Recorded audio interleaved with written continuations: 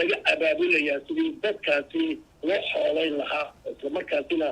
dadkaasi masaakiinta ee halkaasi ay hantidoodu ay kaga gubatay ay isu abaabulayaan dadka ku nool qurbo haddaba haddii aan soo qaato West Midland amba dhinacan Birmingham iyo nawaaxiyadeeda runtii aad iyo aad ayaa la saxan saaray dadku aad bay ugu coleynayaan waxa lagu jiraa waxa la sameeyay guddi laga sameeyay magaalada Birmingham guddigaasi oo runtii habeenadan basir balaaran ku jiray imikana waxa damarow la gudagalay lacag ururintii dibadda waa lagu dhaqaaqay aqal kasta oo reer Somaliland oo degan magaalada Birmingham waxaa lagu xukumay lacag sidii markaasi ay si degdeg ah ay u soo bixin lahaayeen dadkii markii lacagtaasi aan weydiinayna runtii qof waliba waa diyaar qof oo marka la hadasho waa iga soo doona iyo xaggeen dhiga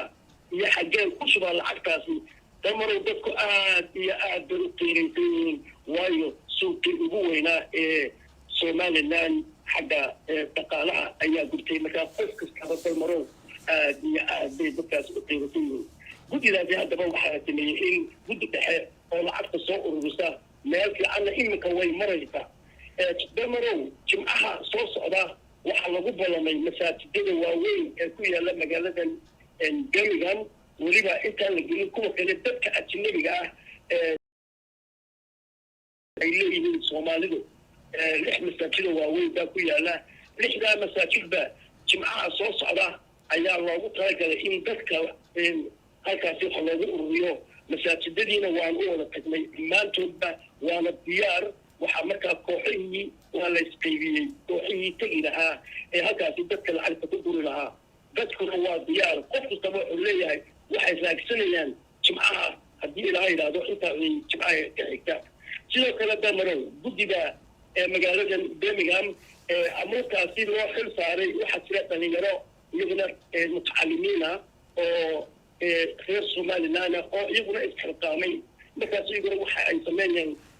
istriidyada ayay isla taagayaan baaldiyadii santarka magaalada iyo magaalada guud ahaanba iyaguna halkaasi ayay lacagta dadka kaga ururinayaan muslim iyo cadaan iyo cid walba halkaasoo lasoo bandhigay dalku markuu gubanayay sida uu ahaa magaaladu dalku siduu u kacayay halku kabadda xeerku marayay oo aanu soo qaadnay sawir ahaan ayaa dadkii iyadana aanu halkaasi ugu dhejinay sidaasay dadkaasi dhalinyaradaasuna ay ku hawlgelayaan oo iyaguna marka waxay diyaarsanayaan baaldiyadii iyo boorarkii iyo wixii istiridada ay markaasi iyaguna ay ku hawlgeli lahaayeen damaro sidoo kale waxaan warar iyadana aan ka helay magaalada Bristol oo iyaduna sidaasoo kale iminka isu abaabulaya oo ay doonayaan in bacadleyn iyo dadkeenu ay ku waxyeeloobeen oo iyaguna iminka waa diyaar sidaasoo kale waxaa kaleetoon khadka telefoonka kula hadlay iyagana magaalada Cardiff oo iyaguna runtii aad iyo aad dhalinyaradaasi waxaa jooga firfircoon iyo rag waayeelba iyaguna waa diyaar sidii lacagtaasi ay u ururin lahaayeen iyaguna guddiyaad ka qabteen runtii iyaguna waa diyaar si fiican bay arrintaas u maraysaa dadkoo dhan baa isgaarsiiyey sida kale shafiil ayaa iyaguna amaba ballaaran wada oo iyaguna sidaasoo kale ay kaga qaybgelayaan damarow oo dadka rag iyo dumarba waa lagu coleynaya weliba damarow intaasi waxaa ka sii daran dhinacan waa dhinacii ragga dumarkeena reer Somaliland oo aad og tahay damarow ficilkooda iyo marka dumar markii dhibaatadaasoo kale ay timaado dumarka reer Somaliland dhaxda ay shirmada ku xidhaan waad og tahay iyagii sidaasay u wareegayaan meel walba dumarka ayaa iminka iyaguna kaalin aad iyo aad u ballaaran ayaan filayaa inay ka qaadan doonaan qurbajoogta reer Somaliland oo sidaas iyaguna ay u wadaan dumarka la socoto beesha caalamka ayaa iyaguna sheegay madaxweynaha dalka jamhuuriyadda Somaliland mudane Muuse Biixi Cabdi wuxuu yidhi intaas oo caalamka adduunka ah ayaa igula soo xiriiray khadka telefoonada oo isoo tacsiiriyey ayuu yidhi madaxweynuhu runtii markaasi waxaa ka dareemayay madaxweynuhu baarlamaanada adduunka ayaa iyaguna tacsida intaa leegu soo diray waxaad arkaysaa caalamkii oo u soo jeestay Somaliland indhaha ayay ku hayaan runtii waxaan damarow iyaguna inagoo gogosan doonaa ayna halmaami karin dowlad deegaanka soomaalida ee Ethiopia oo runtii madaxweynahooda cagjar uu usoo diray markii markii afar dabdamis oo iyaguna ka qayb qaatay dabdamiskii markii uu aad usii ballaadhay ayaa maayarka magaalada Hargeysa Cabdikariim Axmed Mooge saacadu markii ay 12 iyo barkii habeenimo markii dadku istaagi waayay uu qayladaan u diray degmooyinka u dhow sida magaalada Berbera iyo Porame iyo Kabile in ay markaasi la soo gaaraan wixii markaasi booyado ay hayaan isla markiiba baaqaasi way ka soo jawaabeen sidoo kale dowlad deegaanka ayaa iyaguna sidoo kale uga soo jawaabay shacbiga reer Somaliland meel kasta oo joogaan ku nool yihiin magaalada Hargeysa ayaa iyaguna arrintaasi si weyn uga qayb qaatay dowlad iyo shacbi reer Somaliland aad baan kaaga mahad celinayaa mudane Daahir warbixinta waafiga ah ee aad nasisay waxaa haddaba imika wadankan boqortooyada Ingiriiska magaalada London oo kale safaaradda Somaliland ay ku leedahay dadaalay wada kulamo ayaa maanta dhacay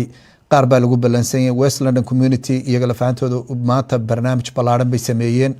oo arinta dib u xooleynta suuqa waaheena waxa ay dad badan haddaba ay ka yara warwarsan yihiin inuu dhici karo dhinacyac fara badan iyo gudiyo kala duwan oo ay dadku ay leeyihiin waxa dhici karta inay gudiyo aan sax ahayn u dhex raaciyaan qaadhanka waaheen arrinka kulamadii aad ka qayb gashay Birmingham lagu soo hadal qaaday in gudi kaliya laga sameeyo magaalo walba halkan anagu waxa laga sameeyay gudi kaliya la isbarbar maayo waxa halkan mas'uul ka ah gudi baan sameeynay gudidaas ayaa gudoomiye loo doortay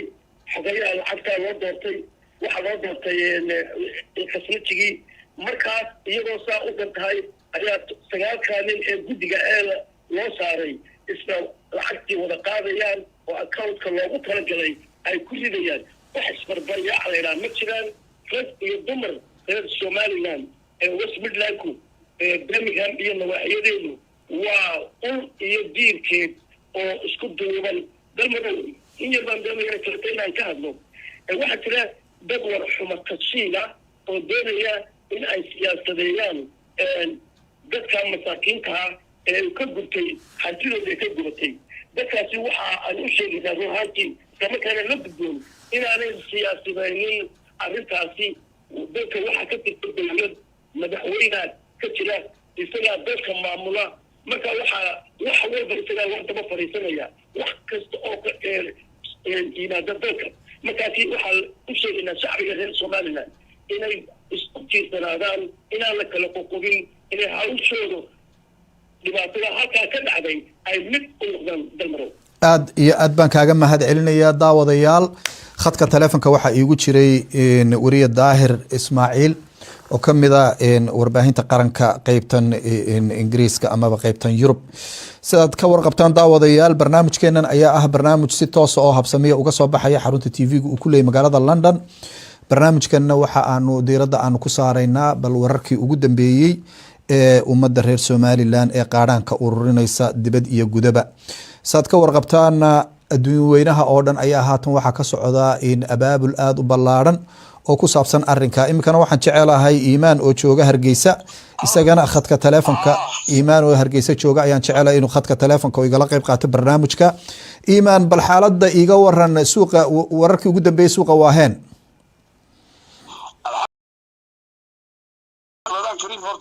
waa ku salaanay horta waxaan ku wari arday aan kaaga warramo horta xalay raadna xalay baa horta soo afjarantay wixii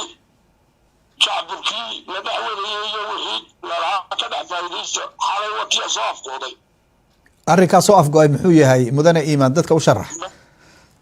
madaxtooyada waa kii Cabdikariim ka hadlay markay ay joogeen tijaabteenii inta siyaasadaynayo in waxyaalo kale la dhexgelgeliyayo qaarleeyiin maxaaradnimo uga yar faa'iidaysta wixii kalmahatii macalimo watii calayba iyadoo afkooday horta khiyaara horta wixii propaganda ahaa ee la faafinayay dadka isiya shacabka la doonayay in la dhaxo walwalaaqo waa sax weeyaan maasha allah midna waan ku sheegayaa shacabka reer Somaliland وده كذا أو سياسي ولا كل شيء أبي يجوا غير هذا قال سرعة إليه ما هو أصلا كسر واحد أحنا نحن يسوق يرى أي ما تحققي ترى ما يقول كلام ما يصير سوق دبي هذه bal iga waran dadkii dib ay waxogoodii u dhadhabteen sidii caadada u ahayd kiliibka waan kuu soo diray waxaan doonayay weliba inaad axmed maxamed yuusuf imika ayaa duubayay wariyaheenii haddaad aragto dee waxaad moodaa inaad meesha iyo layrka iyo sida iskugu xidhanta iyo wixii weliba shaqadiisuu bilaabay baankuuna wadajiyo wadadkii shalay gubta baa ku wara cid odhanaysa ma jirto ما شاء الله يعني waxa weyn halka waxa ka dhacay ma sha Allah in isku duubnidii baa durbaba muuqatay iga waran waxaad iga warantaa bal mudane iimaan si fiican may maqlaysaa maxaad qurba jooga u soo jeedin lahayd tale ee ku saabsan arrinka suuqa waaheen iyo qaadhaanka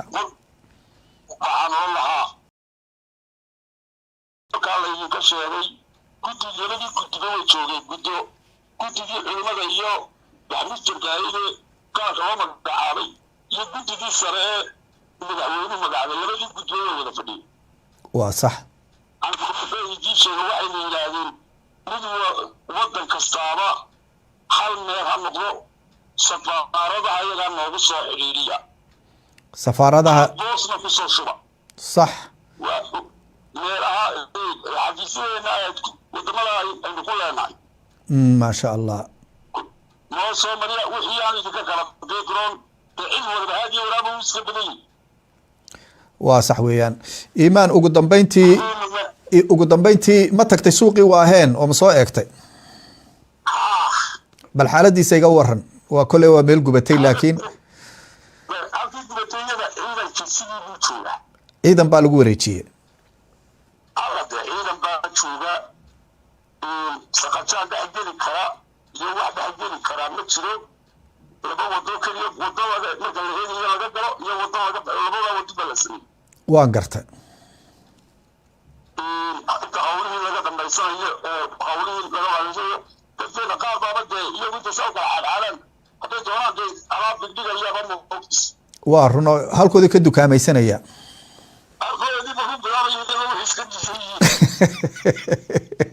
marka sidaasuu ciidanku ciidan sidaa u ilaalinayo inta meesha la kala nadiifinayo sax laga kala duganayo qorshaha loo samaynayo hantidii si wanaagsan intii dalka marka joogtay baaba isku dibba dhacdayba waxaad iga warantaa iimaanow waxaad iga warantaa waa kaasoo suuqii ugu qiimaha badnaaba inaga gubtay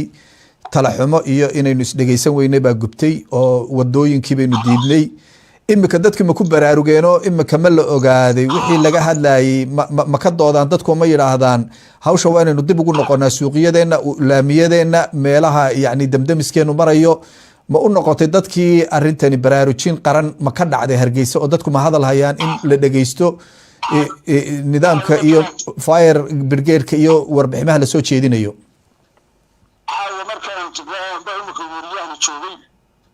su-aalaha lagu war waxaan anagaa dhibtan anagaa samaynin haye imikii haatan waxa weeyaan dhibtii sidii looga bixi lahaa ayaa la guursaday wadadku waxaan ku yiri waxaan dib la arkayay dadka mashaqo waay waa dhab